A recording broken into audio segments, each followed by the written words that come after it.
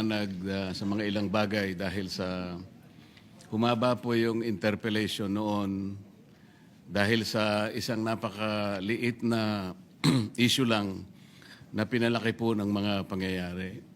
Nung panahon na ako po ay nag-interpellate, nagkaroon po ng misconception about the West Philippine Sea at saka yung ating exclusive economic zone. Kumbaga po sa pagluluto natin, Mr. Chair, ang nangyari po, nagluluto po tayo ng simpleng ulam lang, naging chapsuy po. At nung maging chapsuy po, lalo pa pong lumaki sapagkat meron pa pong napakaraming mga tao ang sumausaw at naglagay po ng seasoning. Isa po sa taong sumausaw sa issue, Mr. President, ay yung dating Justice ng Korte Suprema, si Justice Carpio, at saka yung isang profesor yata ng Universidad ng Pilipinas, nangangalang J. Batong Bakal. Napakasimple po ng gusto ko lamang pong matukoy noon, Mr. President, na dahil nga po sa mga batas na ginawa natin, nung dinidefine natin ang West Philippine Sea, isinama po natin yung Kalayaan Island Group. Sinasabi ko lamang po na kaya tayo nagkaroon ng matinding hindi pagkakaunawaan, marami po kasing sektor na nagsabi na ba't nyo pa pag-uusapan yung West Philippine Sea? Nanalo na tayo sa arbitral tribunal at na-define na nga ang ating exclusive economic zone. So ang nangyari po, akala nila yung exclusive economic zone, siya na rin yung West Philippine Sea, hindi po. Napakadali pong i-define ang ating exclusive economic zone kung paano nating madi-define din ang ating territorial sea at ang ating contiguous zone, even our continental shelf at ang ating territorial sea, sapagkat magsisimula nga po doon sa archipelagic baselines. Ang nagiging problema po, pinipilit nila na yung West Philippine Sea kagaya na rin ng EEZ. Hindi po. Nung isama po yung Kalayaan Island Group, nakalimutan po nila na yung ibang features na sinasakop po ng ating bansa, halimbawa po yung Pag-asa, yung Parola, yung Kota, yung Lankiam, ito po ay 200 nautical miles away from the baseline, ay from the EEZ. Kaya nasa labas po sila. Alam po nyo, Mr. President, nung nagkaroon po tayo ng hearing sa CA, tinangka ko pong itanong sa ating ilang mga miyembro ng armed forces na nandoon, 35 po sila, Mr. President. Nalungkot po ako nung malaman ko sa sagot nila, hindi pala nila alam na yung ating mga occupied territories sa KIG ay nasa labas po ng ating exclusive economic zone. Ito po yung mga official po ng ating armed forces, Mr. President. Nakalulungkot po sapagkat ano po ang ipagtatanggol nila kung hindi naman po nila alam pala kung nasaan po yung mga isla na ating pong sinasakupan. Napakahalaga po noon na Mr. President, bagamat ang usapan doon ay teritoryo, dahil sa definition po ng ating West Philippine Sea, ang importante po doon ay yung karagatang sinasakupan natin. Kung isasama po natin ang West Philippine Sea, Mr. President, ang gusto ng Pilipinas kasi, ituring po yung mga features sa Spratlys na isang grupo lamang ng mga isla. Yung tinatawag po nilang offshore archipelago. Ang sabi po ng arbitral tribunal, Mr. President, hindi po ninyo magagawa yan, sabi niya, sa Pilipinas. Tama na kayo po ay isang archipelagic nation, ngunit hindi nyo magagawa yan sapagkat you will not be able to meet the requirements of land and water ratio. Kung di po ako nagkakali, Mr. President, ang ratio po is 1 to about 9.135, something like that. Ibig sabihin po, meron pong standard na pagitan po kasi ng baselines kung saan mo ikakapit yung baseline. Kasi magkakalayo po sila eh. Lalong-lalo na po doon sa mga ibang features, Mr. President, na hindi okupado ng Pilipinas. Ang dami po noon. Ang okupado lamang po ay 4. Napakarami po ng hindi natin occupied. Ngunit, mini-maintain po natin ang ating claim doon. Ano po ang pinaka-imposible doon, Mr. President? Hindi po natin pwede silang isali yung karagatan arising from this maritime features in the Calayan Island Group dahil lalabag po tayo sa dalawang aspeto. Number one, yung UNCLOS po, hindi tayo papayagan.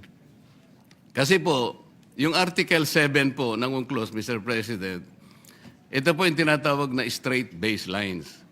Mababiolate po yun kapag kinonect po natin yung features outside our EEC ng mga straight lines dahil yung straight baselines po natin magde-depart po sa appreciable part ng ating yung general direction ng ating cost. Yun po yung sinasabi ng Article 7. Dahil po kasi sa layo nila, more than 200 nautical miles from our EEC. Pagkatapos po, yung Article 47, Mr. President, ito po yung archipelagic baselines. Mababiolate po, ito po yung sinasabi nating ratio of water to land. Dahil nga po, hindi pinapayagang dapat magkakalayo yung features at may encircle mo sila to treat them as one group of islands. Hindi sila pwedeng i-classify na isang unit lamang para lang mag-generate ng sarili nilang maritime space. Ngayon, ito po yung nangyari. Dahil imposible po, dahil nga sa Article 89 naman po ng UNCLOS din, Mr. President, hindi po natin pwedeng i-appropriate ang high seas. Nakalagay po talaga. Yung mga features po na malalayo sa ating exclusive economic zone, Mr. President, ang layo na po nasa high seas na. Sa layo nila sa bawat isa, they are also separated by high seas. Kapag kinonect po natin mula dun sa ating exclusive economic zone, ma-appropriate po natin ang high seas, mababiolate po natin ang 3 artikulo ng UNCLOS. Pati po yung tribunal ay inconsistent na rin po yung tayo natin. Sinabi rin po niya sa China yun eh. Maski na ikaw, China, sabi niya, you cannot regard this Pratt list as one group of islands or to regard it as one unit dahil hindi ka naman archipelagic country. China, sabi niya, ikaw ay isang continental state. So kapwa po tayo pinagbawalan. Ano po ang aking gustong palabasin dito, Mr. President? Hindi po natin pwedeng saklawin yung KIG. Pero liliwanagin ko po, yung KIG, atin po yun eh. Ang pinag-uusapan natin, land features, teritoryo po yun, Mr. President. Ibang bagay yun. Hindi ko po sinasabang hindi atin yun. Ngunit dahil ang pinag-uusapan natin, West Philippine Sea, yung katubigan natin, imposible pong i-connect natin yung ating exclusive economic zone at ituloy po natin doon sa territorial sea na generate po ng napakaraming features. Magkakamali po tayo. Yun ang pinagbabawalan tayo. Ngayon, bakit po nung nag-hearing tayo sa CA, paano ko po nasabi na imposible yun kako doon sa representative po ng Armed Forces. Mahihirapan po kayo, imposible, dahil malalabag po natin ang napakaraming artikulo ng UNCLOS. Hindi po natin mai-enclose, hindi po natin makokonek yung territorial seas nung napakaraming features na yon na ating ino-occupy, magkakamali po tayo at baka sakali, kung gusto nyong gawin, we cannot do that unless, sabi ko, we give up our itong KIG. Hindi ko po sinasabi na i-give up natin. I am only trying to reinforce the argument na hindi at imposible nating gawin. Sapagkat atin yung teritoryo, pero sa tubig, hindi po natin pwedeng itagos yung mga baselines dahil magkakasala tayo at lalabag po tayo sa UNCLOS mismo. Ang dami po ngayong mga gumagawa ng kung ano-anong salita. Sumama na nga po yung napakaraming tao na sinasabi ko raw, i-give up natin ang KIG. Mr. President, kahit kailan hindi ko sinabi yun. Teritoryo po yun, land features po yun, hindi sakop po ng arbitral tribunal. Ang sinasakop lang po ng tribunal, yung tubig po. Kaya lang magkaintindihan tayo. Hindi ko sinasabing hindi atin yun. Teritoryo na natin yon dahil occupied na po natin yon. Ngunit ang pinag-uusapan lang po, yung tubig nila, hindi natin pwedeng i-connect doon sa ating exclusive economic zone. Kasalanan po yun. Mali po yun. Kaya yung nagsasabi po na, ayun po, dahil ina-advocate ko rin po na i-give up natin. Saan naman po kayo nakakita ng ganun, Mr. President? Ang dami pang AIs ngayon. Nabanggit na rin po kanina. Senador po kami daw. Kami po ay mga traidor. Paano po bang magiging traidor ang isang tao? Nililinaw lang po ang basihan na sinasabi natin kung gusto nating magkaroon ng West Philippine Sea o di makiusap tayo. Siguro pag-usapan natin sa pamamagitan ng United Nations na pwede po ba namin gamitin yung ilang mapa na idodrawing namin.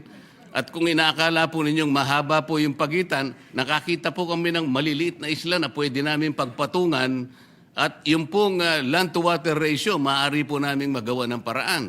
Ganun po siguro, pero hindi yung automatic po, tatagos tayo sa mga ganong klaseng batuhan, ipipilit po natin. Hanggang sa ngayon po, Mr. President, kaya hindi ma-define ng West Philippine Sea. At sabi ko nga po, hanggang ngayon ay walang ginagawang mapa, kahit nasabihin pa nilang merong mapa, hindi po totoo yun. Mr. President, kahit ngayon pwede po ninyong konsultahin yung tinatawag nilang DUALOS, Mr. President. Ito po yung Division for Ocean Affairs and the Law of the Sea na nasa opisina ng United Nations. Wala pong nasasubmit ang NAMRIA. 14 years ago, inorderan na po silang mag-submit. Bakit hindi po sila makapag-submit? Dahil sa hirap nga po nito. Hindi po pwedeng i-connect, Mr. President. Yun lamang po. Kaya, wag po nilang ipipilit na ako po ay traidor o kaya pro-China. Hindi po. Mr. President, naghahanap lang po tayo ng katarungan at katwiran dito. Kailangan maabisuhan po natin ang Coast Guard na kung ano man ang kanilang pinagsasabi rito, nagkakamali po kayo sapagkat wala pa pong West Philippines, wala pa po tayong mapa. Ang West Philippine Sea, nagkakaintindihan pa tayo, gusto nating gawin, gusto nating i-drawing, pero pagsikapan po natin kung paano natin talaga i-drawing sa harap ng napakaraming legal impediments na nakaharap sa atin. Yun po yung gusto kong linawin, Mr. President. Ngayon, kaugnay po doon sa pagbobotohan natin ngayon. Kagaya po na sinabi ni Senator Cayetano, Mr. President, talagang ako po nagtataka, ikukondem po natin ang public statements ng China na hindi ko po nakikita alin-alin po yung mga public statements para po tayong napunta sa eleksyon, mag-i-elect po tayo, pero wala pong kandidato, paano po tayong boboto? Yun po yung pinaka-problema natin. Yung pong Coast Guard, Mr. President, binasa ko po yung kanilang mga kapangyarihan, yung powers and functions of the Coast Guard. Hindi po nagkakamali, nasa 17 functions and powers. Ni isa doon, wala po akong makita, Mr. President, na pwedeng gawin ng isang spokesperson, nagagawa siya ng ganun, pupunta siya sa isang eskwela, magdi-discuss siya doon at sasabihin niya, bully ang presidente ng China at gagawa siya ng caricature. Wala po sa functions eh. Paano po ngayon natin bibigyan ng encouragement na pagbobotohan natin, ididepensa po natin yung paraan na ganun. Tayo po ay nagkakaisa na kailangan po natin ilaban ng sa atin. Nasabi na po yan kanina ni Senator Alan. Ngunit yung pamamaraan po ang problema eh. Ngayon, gusto kong bumoto sana kung halimbawa Manila ang pinag-uusapan natin. Ngunit kung boboto tayo nang dahil sa pinag-aawayan natin, nagmula po sa isang salita o pamamaraan ng isang spokesman ng Coast Guard at doon nga po ang pinagmula ng maanghang na salita at ngayon nga po ay nakukompromiso na tayo at pagbobotohan natin, susuportahan natin yung ganung pamamaraan, baka lalo po tayong magkamali eh. Mr. President, tayo pong mga Pilipino, merong kasabihan eh. Kapag binato ka pag pinukol ka ng bato, batuhin mo ng tinapay. Yun po yung kulturang Pilipino, Mr. President. Ngayon po, maski sa Biblia po may sinasabi, kapag yung bulag, inakay niya ay kapwa bulag, wala po silang kapupuntahan, Mr. President. Naghahanap po tayo rito ng clarity. Ano po ang nangyari? Sa paghanap ko ng clarity, sa paghanap ko ng sagot, para suportahan natin ang West Philippine Sea, ang inaani ko pa po ay parang ako po'y maka-China. Hindi po. Hindi po. Sana po ipatawag natin ang NAMRIA. Para sa ganun, itanong natin sa kanya, bakit sinabihan ka na in 2012 sa pamagitan ng Administrative Order Number 29. 14 years ago, sinabihan ka na in consultation with the DFA na i-prepare mo na yung mga mapa.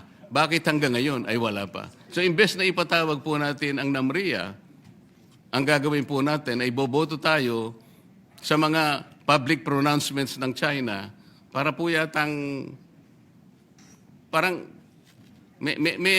parang may problema doon na Mr. President. Imbes na ipatawag natin yung mga taong dapat gumawa ng mapa sapagkat gusto ko rin pong malaman kung paano nila gagawin ang mapa. Sa akin po kasing palagay, imposible silang makagawa ng mapa dahil nga magbabiolate tayo sa napakarami po na artikulo ng UNCLOS at lalabagin po natin yung arbitral award na ating isang pinagbabasihan. So, Mr. President,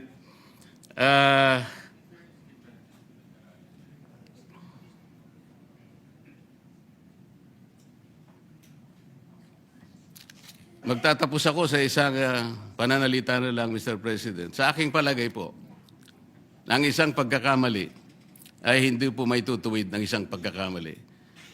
Hindi po natin magagawa yung gusto nating gawin para kausapin natin ang China sa maling pamamaraan. At kung pamali po ang paraan, wala po tayong magagawang mabuti, Mr. President.